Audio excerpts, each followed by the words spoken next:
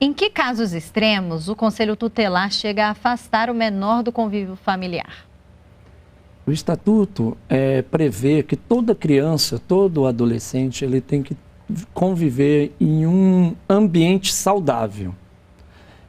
Levando em consideração que deixa de ser um ambiente saudável, um local onde pais e mães fazem uso de substâncias psicoativas, quer dizer, drogas e álcool.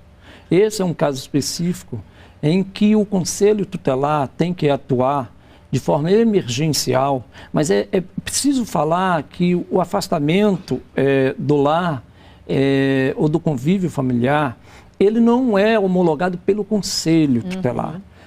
Nós, quando percebemos que tem uma violação de direito, uma situação de risco iminente, nós podemos fazer a primeira atuação, mas automaticamente nós temos que comunicar isso para o Ministério Público, que oficializa o juiz da vara da infância para homologar ou não aquela decisão de afastamento do núcleo familiar.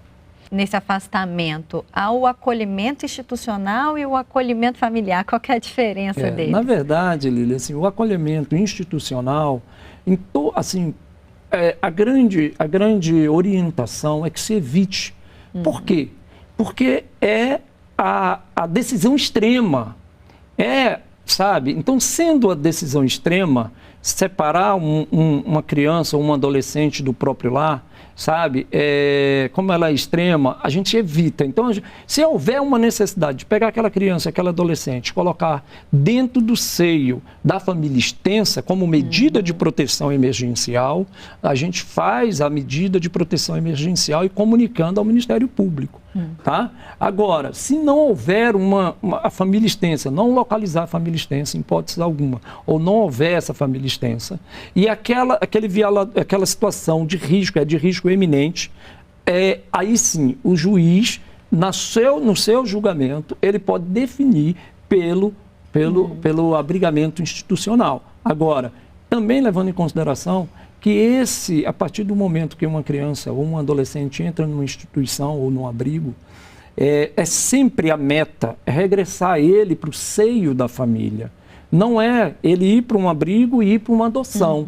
A prioridade é que o Conselho aplique as medidas para aquela família, no intuito daquela família vencer todas aquelas dificuldades para acolher aquela criança ou aquele adolescente novamente. Lembrando que realmente o papel do conselheiro tutelar não é tirar o poder familiar dos pais ou os responsáveis pela criança e pelo adolescente, né? Não é tirar a autoridade, mas sim fazê-los acompanhar direitinho, né? E conduzi-los, orientá-los. Exatamente. O conselho tutelar é um braço da família. Se a comunidade entendesse que a gente é uma extensão, mais um membro, você está entendendo? Para o fortalecimento da família, para o resgate dos vínculos afetivos que muitas vezes se perdem, o papel nosso e da própria família seria facilitado, sabe, Lília? Outra pergunta também foi feita, desta vez uma emissora parceira da Rede Nacional de Rádio. Eu sou Walter Lima, apresentador da Rádio Nacional. Pois bem, a pergunta que eu gostaria de obter a resposta é justamente esta. Há plantões de pernoite nos conselhos? Pois é, Walter, existe o sistema de plantão.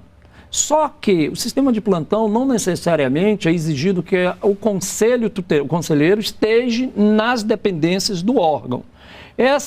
Esse plantão, ele é de que forma? Através do celular.